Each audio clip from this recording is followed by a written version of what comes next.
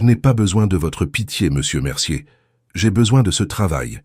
Emma Leroy se tenait droite, les poings serrés, face à l'homme au regard glacial qui scrutait son CV avec une moue dubitative. Le bureau spacieux était baigné de lumière hivernale, accentuant la tension entre eux. Comprenant votre situation personnelle difficile, mademoiselle Leroy, mais s'occuper d'une enfant de 4 ans n'est pas un jeu.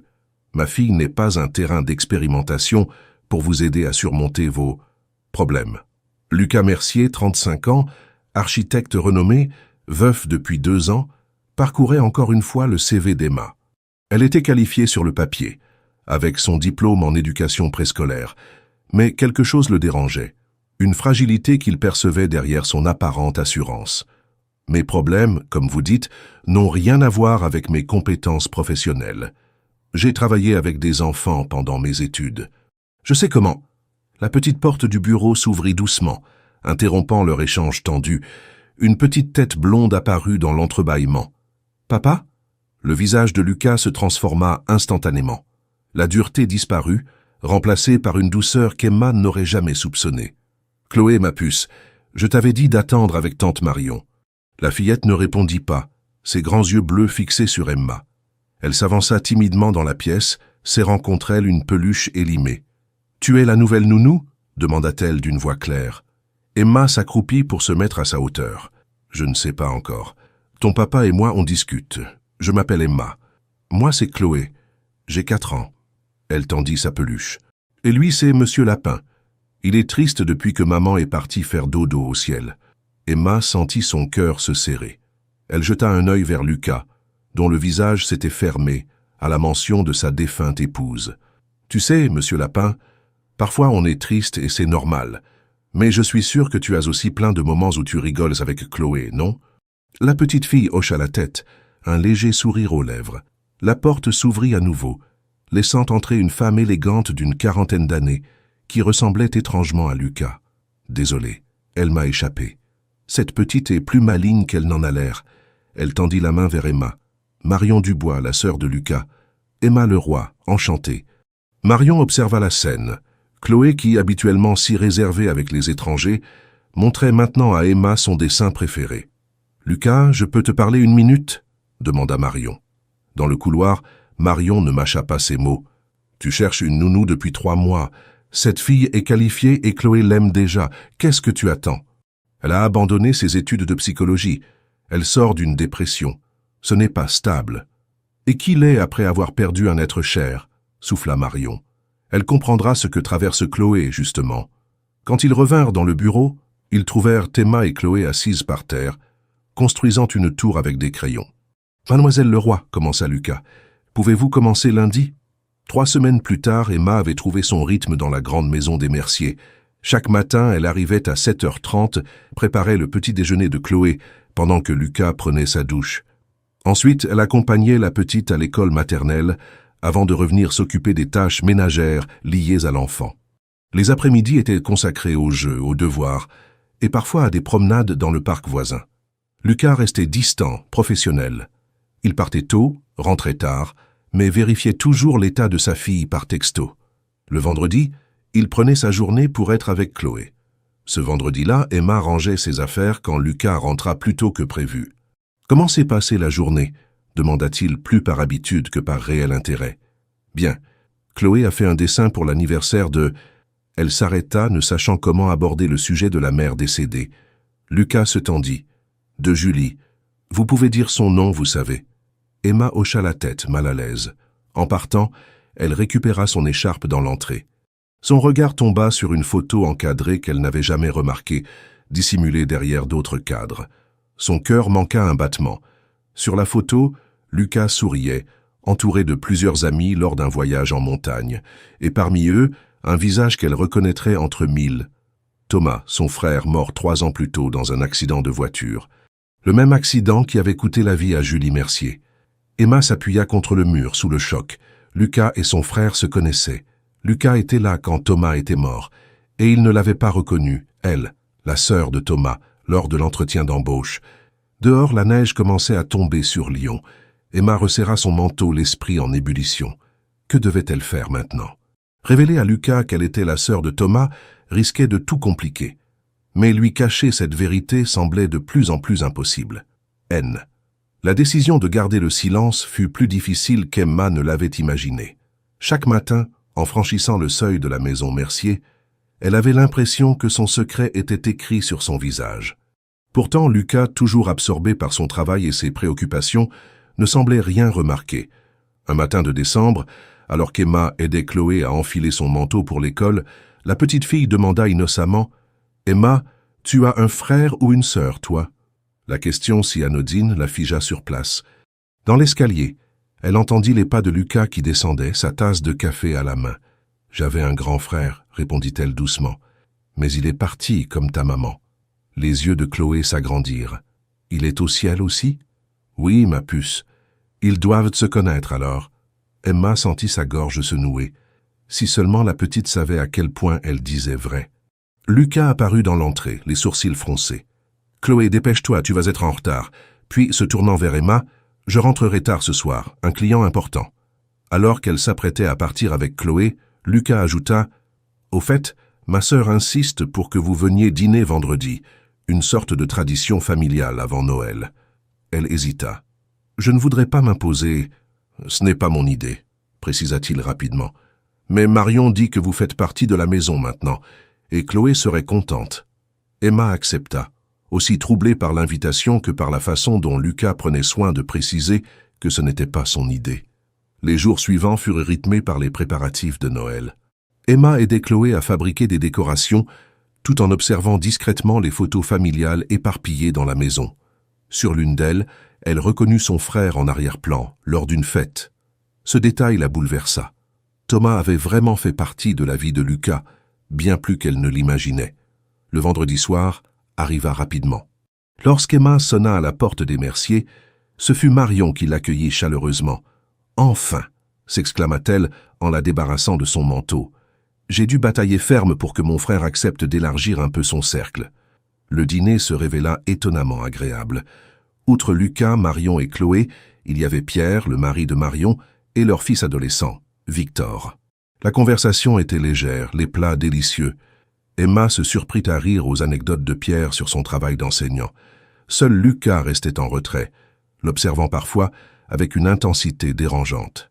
Au dessert, Marion sortit un album photo. « Chloé voulait te montrer des photos de sa maman », expliqua-t-elle à Emma. « Marion », intervint Lucas d'une voix tendue. « Ce n'est pas nécessaire. »« Bien sûr que si », répliqua sa sœur. « Emma s'occupe de Chloé depuis presque un mois.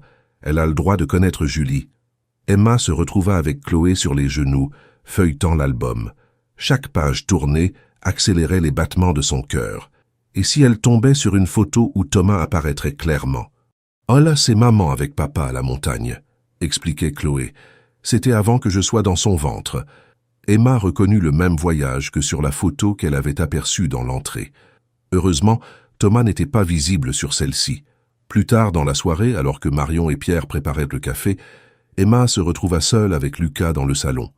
Un silence pesant s'installa. « Vous vous en sortez bien avec Chloé », dit finalement Lucas, fixant son verre. « Elle vous apprécie beaucoup.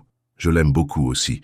C'est une enfant exceptionnelle. » Lucas leva les yeux vers elle. « Parfois, quand je vous vois ensemble... » Il s'interrompit comme s'il regrettait déjà ce qu'il allait dire. « Ça vous dérange », compléta Emma doucement. « De voir quelqu'un d'autre prendre soin d'elle.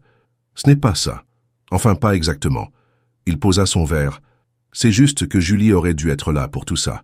Les dessins de Noël, les histoires du soir, les câlins quand elle fait un cauchemar. » Le regard d'Emma s'adoucit. « Je ne cherche pas à remplacer sa mère, vous savez. Personne ne le pourrait. »« Je sais, » murmura-t-il. « Et je vous en remercie. » Le lundi suivant, Chloé se réveilla avec une forte fièvre et une toux inquiétante. Lucas était parti tôt pour une réunion importante et Emma ne put le joindre. Après avoir tenté plusieurs fois, elle prit une décision. Emmener Chloé chez le médecin sans attendre l'autorisation du père. Le diagnostic tomba. Une bronchite qui commençait à s'aggraver. « Vous avez bien fait de l'amener rapidement », confirma le médecin en prescrivant des antibiotiques. Quand Lucas rentra en trombe en début d'après-midi, son visage déformé par l'inquiétude et la colère, Emma était assise près du lit de Chloé, lui lisant une histoire. « Comment avez-vous pu prendre une telle initiative sans me consulter ?» attaqua-t-il, dès qu'ils furent dans le couloir. « J'ai découvert que ma fille était malade par un message vocal. J'ai essayé de vous joindre plusieurs fois, se défendit Emma. Sa fièvre montait, elle toussait sans arrêt. Le médecin a dit que j'avais bien fait de ne pas attendre. » Lucas passa une main lasse sur son visage. « Vous auriez dû insister, me faire appeler en réunion. Et perdre un temps précieux. » Emma secoua la tête. « Écoutez, je comprends votre inquiétude, mais je n'ai pas agi à la légère. Chloé avait besoin de soins rapidement. » Le silence qui suivit fut interrompu par la petite voix de Chloé appelant son père.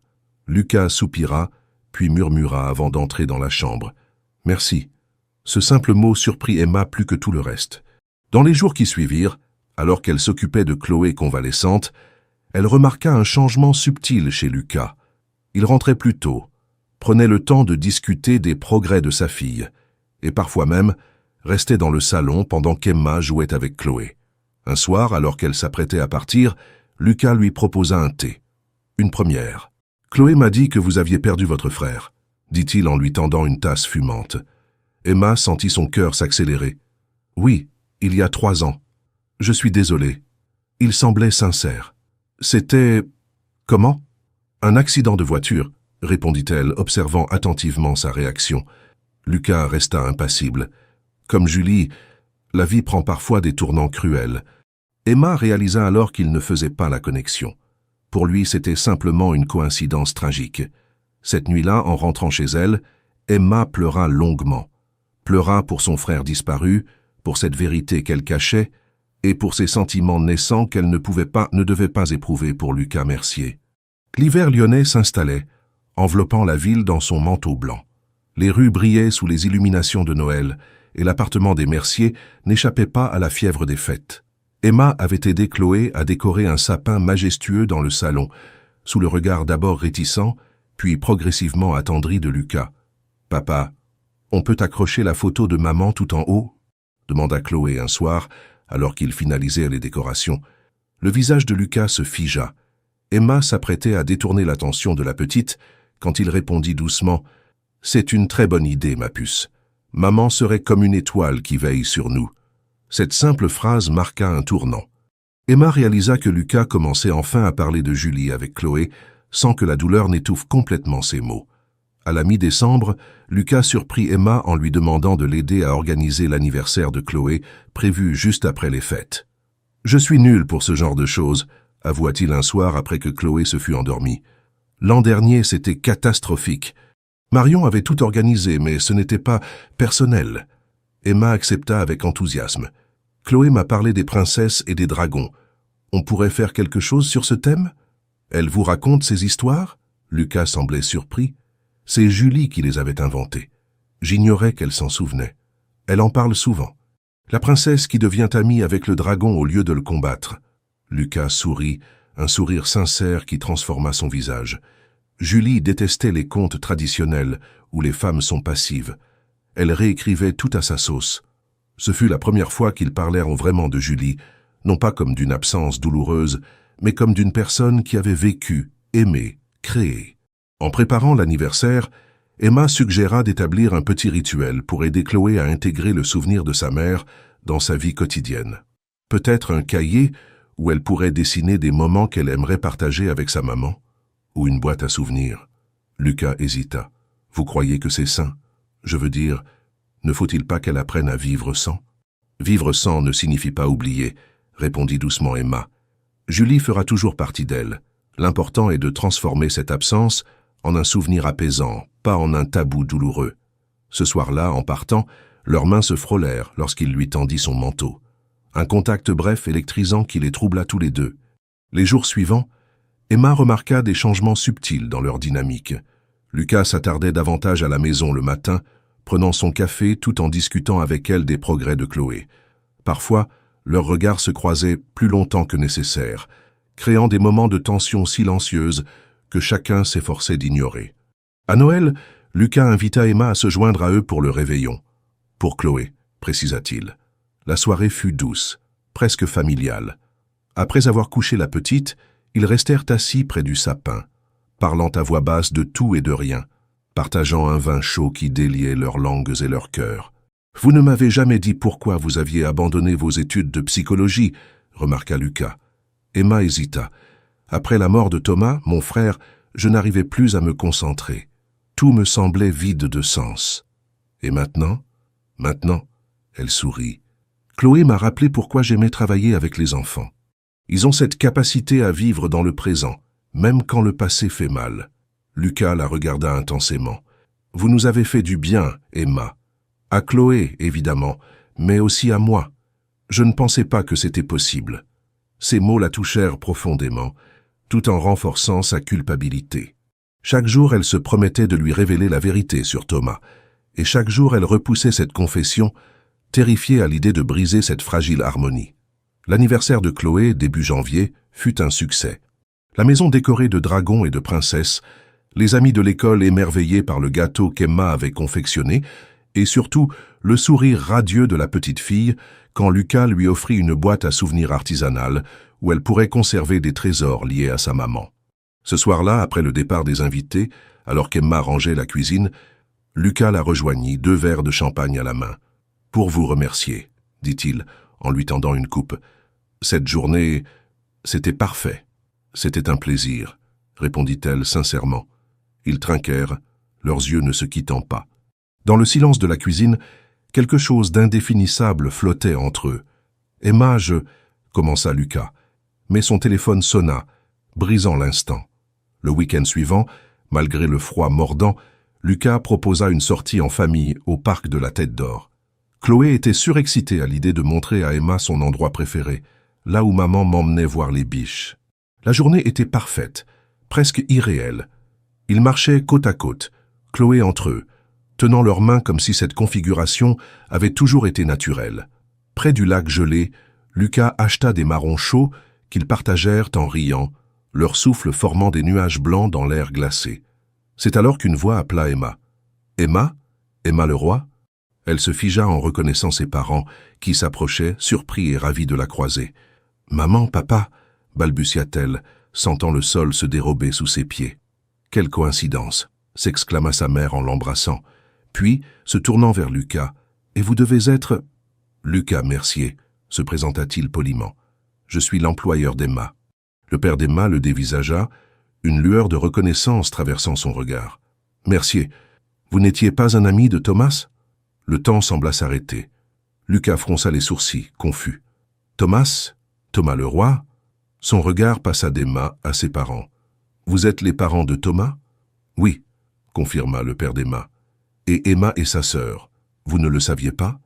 Le visage de Lucas se décomposa, ses yeux cherchant désespérément ceux d'Emma qui, incapable de soutenir son regard, fixait le sol gelé. « Non, je ne le savais pas », articula-t-il froidement.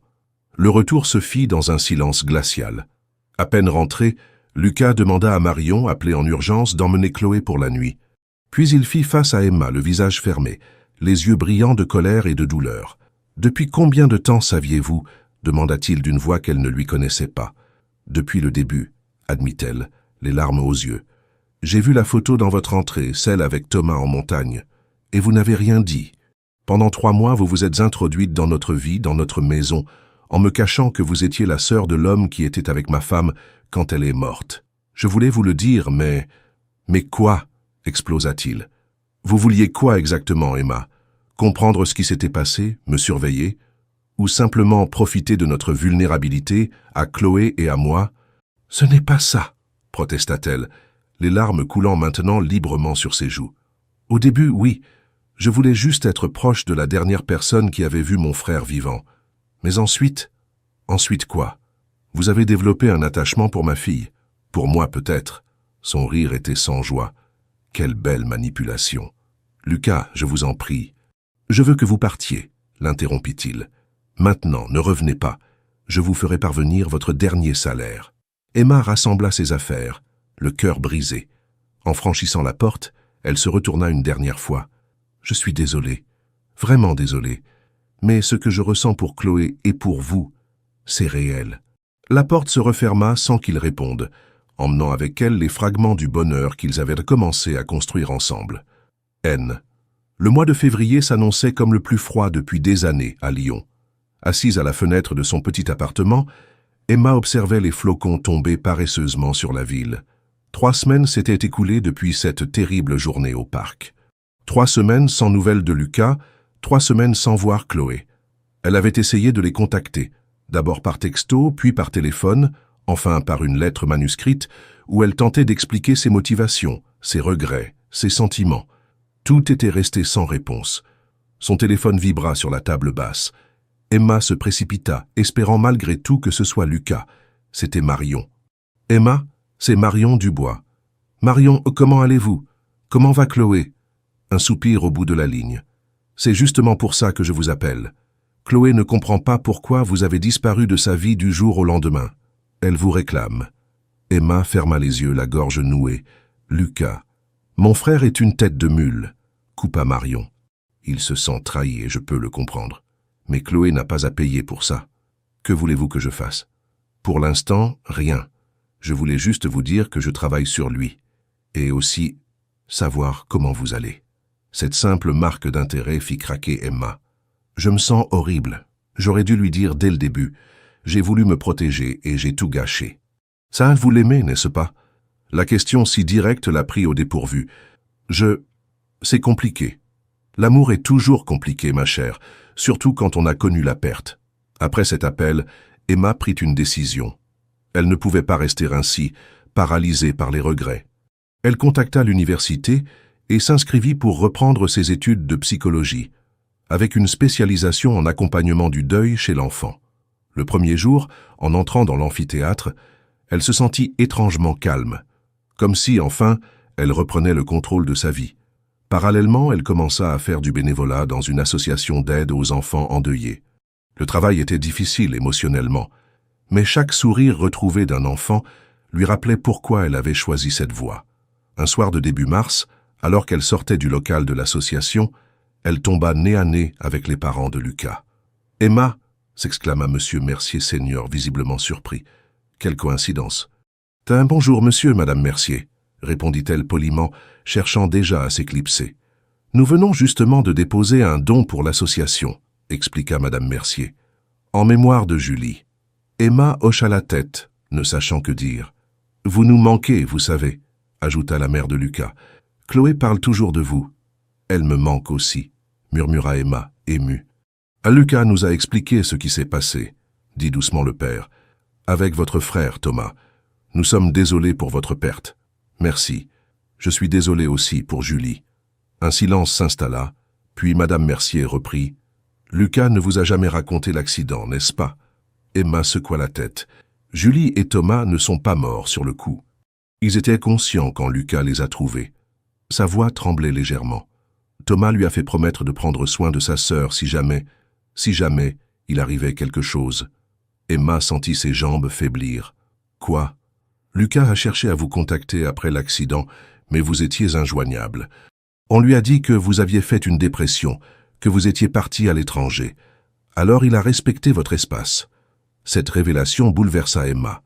Lucas savait qui elle était depuis le début. Il l'avait engagée en connaissance de cause pour tenir la promesse faite à Thomas. De retour chez elle, Emma ne put trouver le sommeil. Tout prenait un sens différent maintenant. La réticence initiale de Lucas, puis son acceptation, sa colère quand il avait découvert qu'elle lui avait caché connaître leur lien, il s'était senti manipulé à son tour.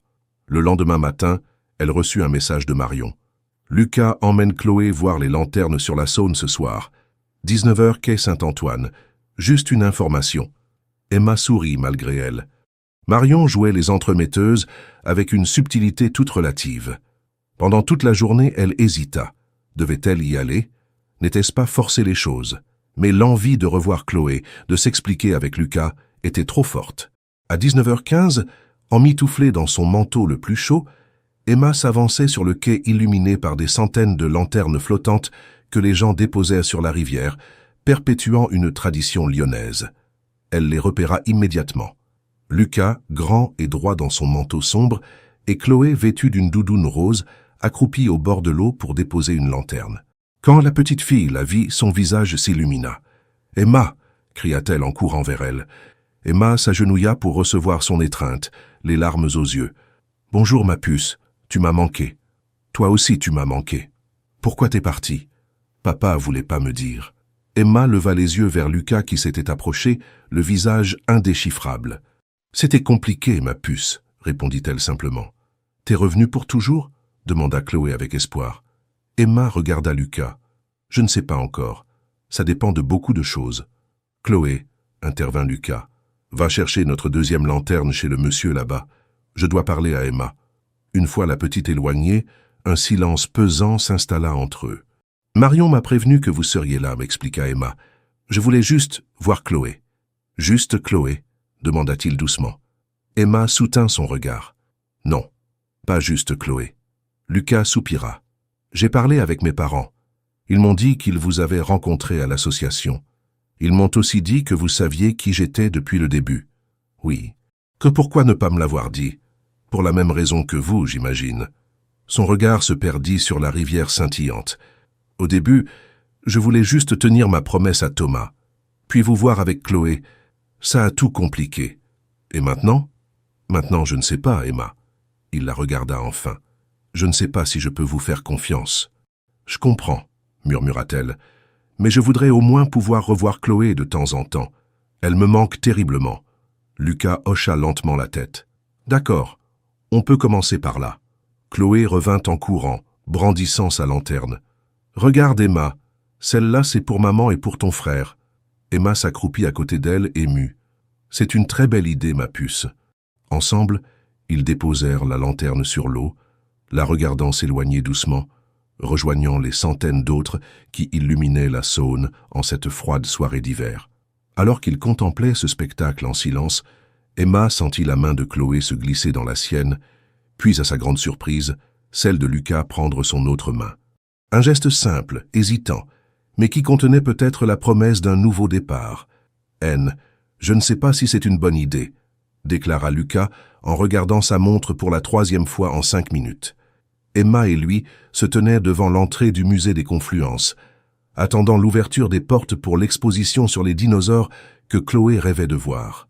C'était leur première vraie sortie à 3 depuis les retrouvailles sur les quais de Saône 3 semaines plus tôt. « Chloé en parle depuis des jours », répondit Emma doucement. « Et puis, ce n'est qu'une sortie au musée.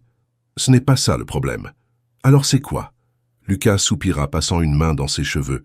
Un geste qu'Emma avait appris à reconnaître comme un signe de nervosité. Les gens vont nous voir ensemble. Ils vont penser que... Que quoi? Que nous sommes un couple? Emma secoua la tête. Est-ce si terrible? Avant qu'il ne puisse répondre, Chloé revint en courant des marches où elle jouait. Papa? Emma? Ils ouvrent les portes. Venez vite. La journée au musée se déroula étonnamment bien. Chloé était fascinée par les squelettes imposants, posant 1000 questions auxquelles tantôt Lucas, tantôt Emma tentèrent de répondre. Pour un observateur extérieur, il ressemblait à n'importe quelle famille normale, partageant un moment de découverte et d'émerveillement. À la sortie, Lucas proposa spontanément d'aller déjeuner dans un petit restaurant près du musée. Emma accepta, surprise par cette initiative. Alors, commença-t-il une fois Chloé partie explorer l'aquarium décoratif du restaurant, comment se passent vos études? Bien. C'est intense, mais c'est exactement ce que j'avais besoin de faire. Et l'association? Marion m'a dit que vous y travailliez presque tous les soirs. Emma sourit. Votre sœur semble très bien informée de mes activités. Elle vous apprécie. Seulement elle? La question audacieuse flotta entre eux. Lucas détourna les yeux. Je ne sais pas où nous en sommes, Emma. Moi non plus, admit-elle. Mais je sais que ces dernières semaines où j'ai pu revoir Chloé et vous ont été importantes pour moi. Le retour de la petite fille interrompit leur conversation. Le reste du repas se déroula dans une ambiance plus légère, remplie des histoires de dinosaures de Chloé. Ce dimanche marqua le début d'une nouvelle routine. Chaque semaine, Emma venait passer quelques heures avec Chloé, parfois en présence de Lucas, parfois seule avec la petite quand il devait travailler. Progressivement, la méfiance initiale laissait place à une complicité fragile mais réelle. Un soir d'avril, alors qu'Emma s'apprêtait à partir après avoir dîné avec eux, Lucas la retint. « J'aimerais vous montrer quelque chose, » dit-il une fois Chloé couchée. Il la conduisit dans son bureau, une pièce où elle n'était jamais entrée auparavant.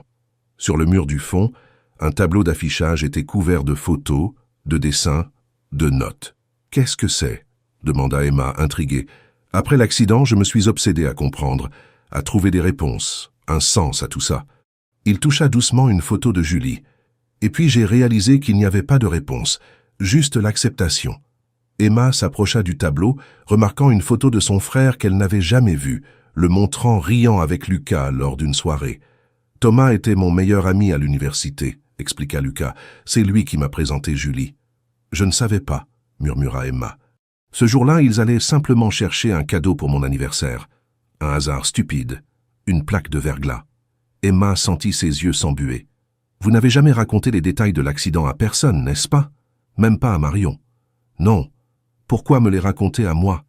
Lucas la regarda intensément. « Parce que vous êtes la seule qui puisse vraiment comprendre. » Cette nuit-là, ils parlèrent pendant des heures, partageant leurs souvenirs de Thomas et de Julie, évoquant l'accident, mais aussi les bons moments, les rires, les projets.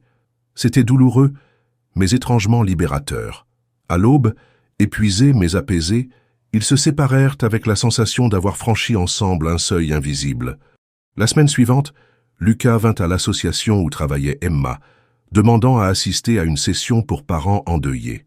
Voir cet homme habituellement si maître de lui-même s'ouvrir devant des étrangers, parler de sa douleur et de son cheminement, la bouleversa. Après la séance, ils marchèrent en silence le long des berges du Rhône. « Ça fait du bien », dit-il finalement. « De voir qu'on n'est pas seul. C'est tout l'intérêt de ces groupes. Vous êtes doués, vous savez. La façon dont vous parlez aux enfants, dont vous les écoutez, c'est un don. » Emma rougit sous le compliment. « J'essaie juste de leur donner ce que j'aurais voulu qu'on me donne après la mort de Thomas. » Et qu'est-ce que c'était? La permission de ressentir. La tristesse, la colère, mais aussi la joie, sans culpabilité.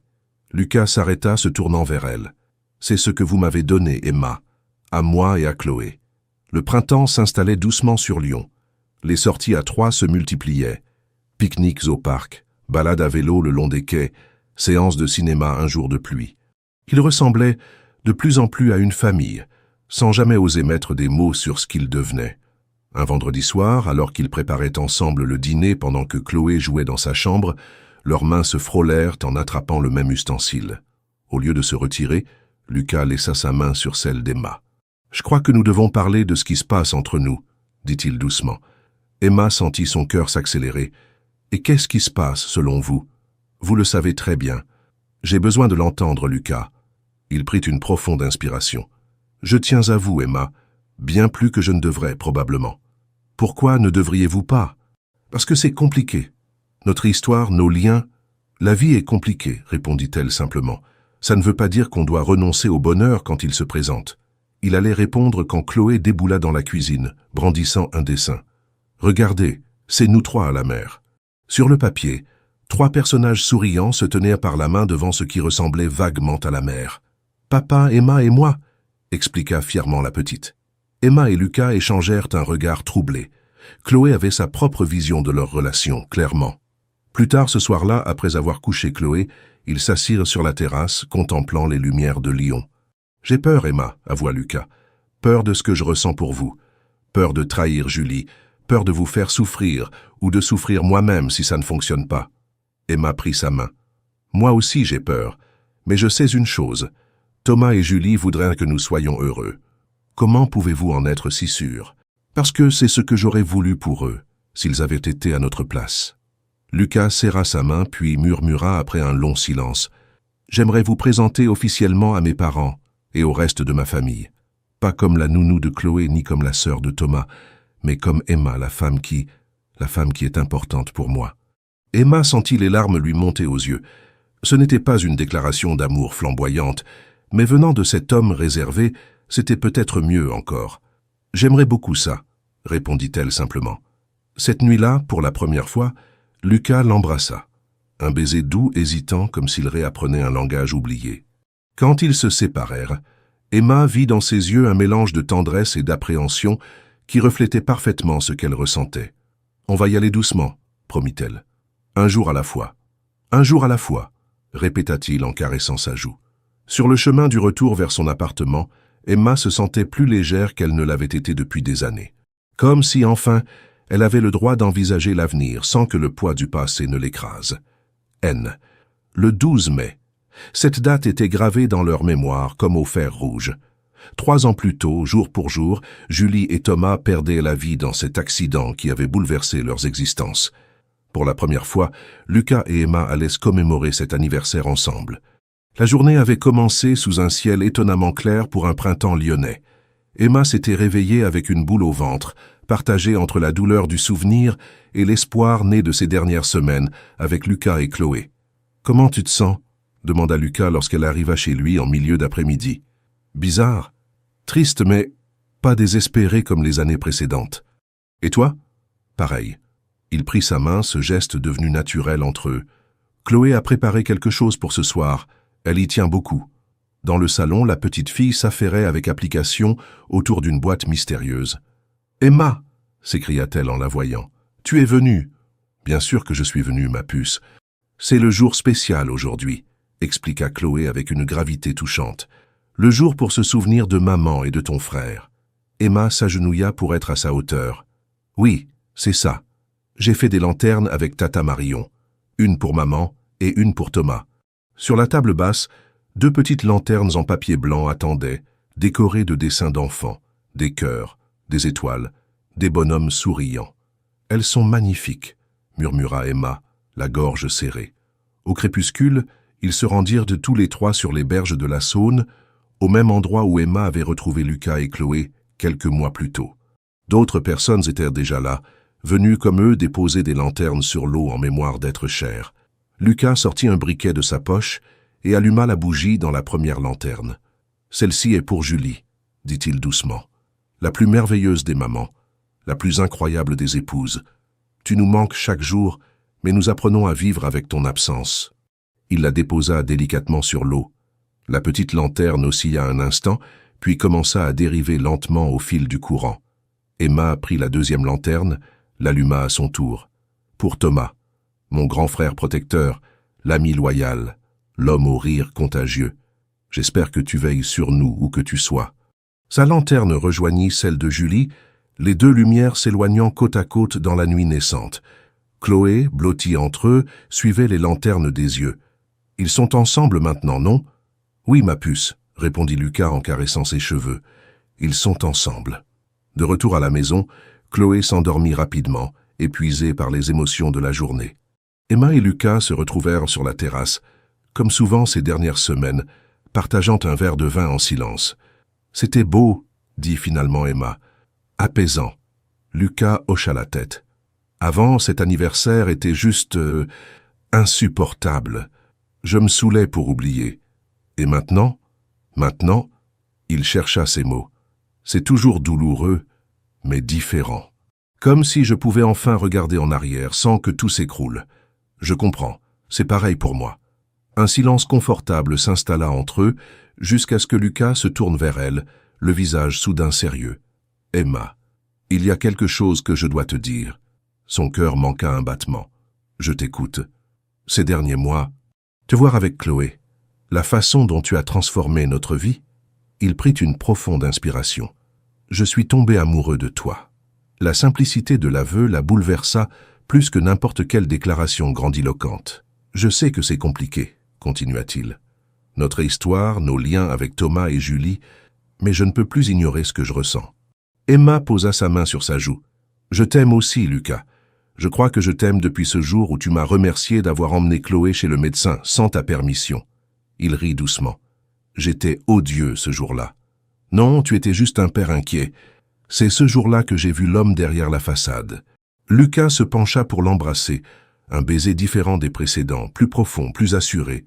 Quand ils se séparèrent, il murmura contre ses lèvres « Reste cette nuit. » Emma hésita. « Et Chloé, elle sera heureuse de te trouver au petit déjeuner. » Cette nuit marqua un tournant dans leur relation. Allongés l'un contre l'autre dans l'obscurité, ils parlèrent pendant des heures de leurs craintes, de leurs espoirs, de l'avenir qu'ils commençaient à envisager ensemble. Au matin, le bruit de petits pas dans le couloir les réveilla. La porte de la chambre s'ouvrit doucement, laissant apparaître Chloé en pyjama, son lapin en peluche sous le bras. Elle observa un instant Emma blottie contre son père, puis demanda simplement « On fait des crêpes pour le petit déjeuner ?» Lucas et Emma échangèrent un regard soulagé. Pour Chloé, la situation semblait parfaitement naturelle. Les semaines suivantes furent une période d'ajustement. Emma passait de plus en plus de temps chez les Mercier, rapportant progressivement quelques affaires. Lucas l'intégrait dans toutes les décisions concernant Chloé. Ils apprenaient à fonctionner comme une famille. Un soir de juin, lors d'un dîner chez les parents de Lucas, M. Mercier leva son verre. À Emma, qui a ramené le sourire dans cette famille. Le reste de la tablée trinqua avec enthousiasme. Marion, assise en face d'Emma, lui fit un clin d'œil complice. « Je vous avais bien dit qu'il fallait l'engager ce jour-là dans ton bureau, » glissa-t-elle à son frère. « Tu avais raison, » admit Lucas en prenant la main d'Emma. « Pour une fois. » Plus tard dans la soirée, alors qu'ils rentraient tous les trois, Chloé endormie sur la banquette arrière, Lucas semblait inhabituellement nerveux. « Ça va ?»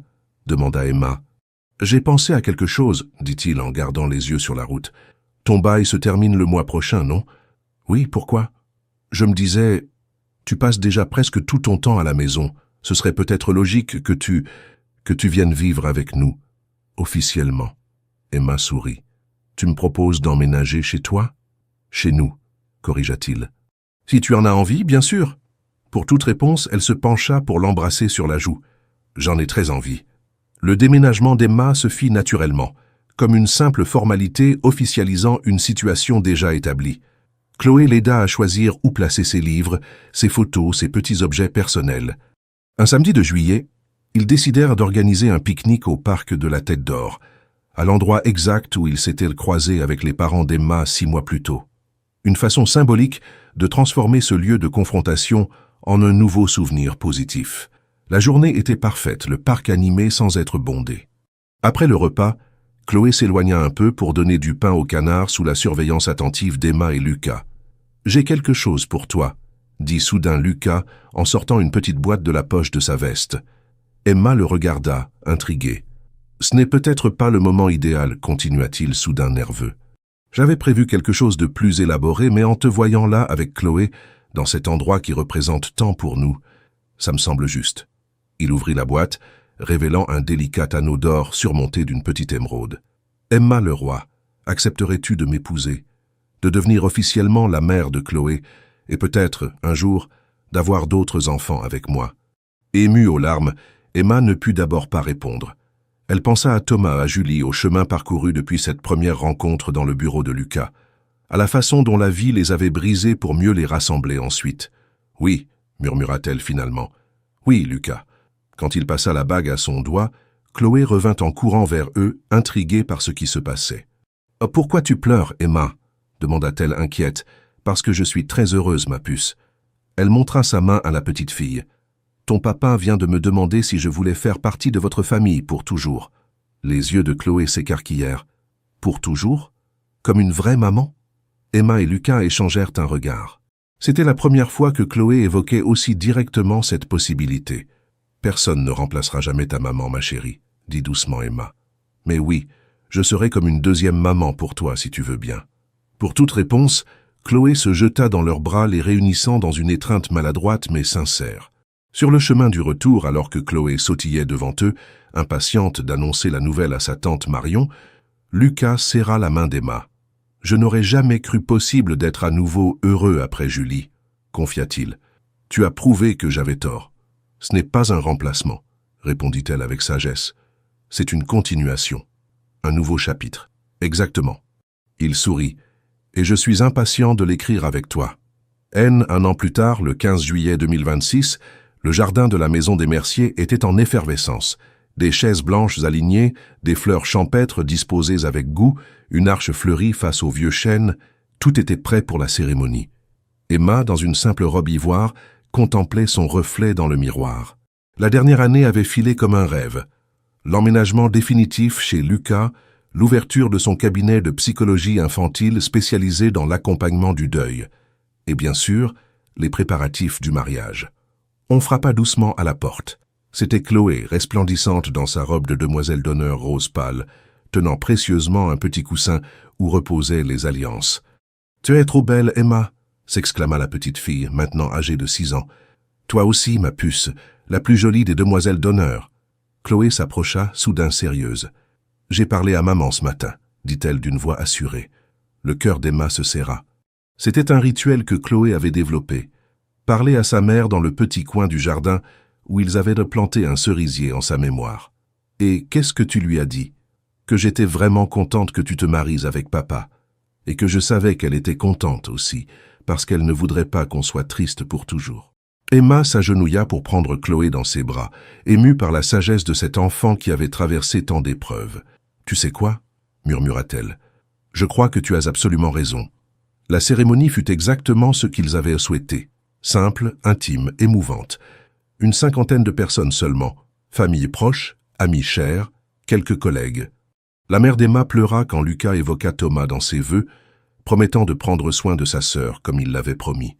Le moment le plus touchant fut sans doute lorsque Chloé, après avoir apporté les alliances, sortit de sa poche un petit papier froissé. « J'ai aussi des vœux à faire », annonça-t-elle d'une voix claire qui résonna dans le jardin silencieux. « Emma » lut-elle avec application. « Merci d'avoir appris à papa à sourire à nouveau. Merci de me faire des tresses comme personne et de toujours écouter mes histoires, même quand elles sont trop longues. Je promets d'être une bonne fille et de ranger ma chambre. Presque toujours. » Un rire ému parcourut l'assemblée. « Et je promets de t'aimer très fort, même si tu n'es pas ma première maman. Parce que j'ai de la chance, moi. J'ai une maman au ciel qui veille sur moi, et une maman sur terre qui me fait des câlins. » Il n'y eut pas un œil sec dans l'assistance. Lucas prit sa fille dans ses bras, tandis qu'Emma essuyait ses larmes, bouleversée par ces mots simples mais tellement justes. Lors de la réception, Marion vint trouver Emma, 2 coupes de champagne à la main. « Je suis fière de moi, » déclara-t-elle avec un sourire espiègle. « Quand je t'ai vu pour la première fois dans le bureau de Lucas, j'ai su que tu étais exactement ce dont ils avaient besoin. » Emma rit. « Tu es une entremetteuse redoutable. » « Non, juste observatrice. » Marion lui tendit une coupe, à la plus belle des histoires d'amour, née des cendres, mais pas moins éclatante pour autant. Plus tard dans la soirée, alors que la fête battait son plein, Lucas entraîna Emma à l'écart, sous la tonnelle illuminée de guirlandes lumineuses. « Heureuse, Madame Mercier ?»« Immensément, Monsieur Mercier. » Elle posa sa tête contre son épaule. « Si on m'avait dit il y a 3 ans que je me retrouverais ici, la vie prend parfois d'étranges détours. » murmura-t-il en caressant ses cheveux. Emma contempla le jardin où dansaient leurs invités, ses parents discutant avec ceux de Lucas, Marion faisant tournoyer Chloé sur la piste, leurs amis, leurs collègues, tous ces gens qui formaient désormais leur cercle commun. « Tu sais ce que je trouve le plus incroyable ?» dit-elle doucement. « Ce n'est pas seulement que nous ayons trouvé l'amour après la tragédie, c'est que nous ayons réussi à créer quelque chose de neuf, qui n'efface pas le passé mais qui construit dessus. » Lucas hocha la tête. « Julie et Thomas seront toujours une part de nous. Toujours. » Emma hésita un instant, puis ajouta « D'ailleurs, j'ai quelque chose à te dire. » Elle prit sa main et la posa délicatement sur son ventre. « Dans environ 7 mois, notre famille va s'agrandir. » Le visage de Lucas s'illumina de surprise et de joie. « Tu es... » Emma acquiesça, émue par son expression. « Je l'ai appris hier. Je voulais attendre le bon moment pour te le dire. » Il l'embrassa avec tendresse, puis murmura contre ses lèvres « Il faudra le dire à Chloé. » Elle qui rêve d'être grande sœur. « Demain, » proposa Emma. « Ce soir, c'est juste pour nous. » Ils restèrent un moment enlacés, savourant ce bonheur secret avant de rejoindre leurs invités. Sur la piste de danse, ils retrouvèrent Chloé, qui les entraîna dans une ronde joyeuse. Dans le salon de la maison, sur la cheminée, une nouvelle photo avait rejoint celle du passé. Emma, Lucas et Chloé, souriant, regardant vers l'avenir. Et derrière eux, comme des présences bienveillantes, les portraits de Julie et Thomas veillaient sur cette famille recomposée, née d'une tragédie mais victorieuse de la douleur. La vie continuait, différente, mais tout aussi précieuse. Et dans le ventre d'Emma, une nouvelle promesse grandissait déjà, preuve que l'amour même né des cendres pouvait refleurir plus fort encore.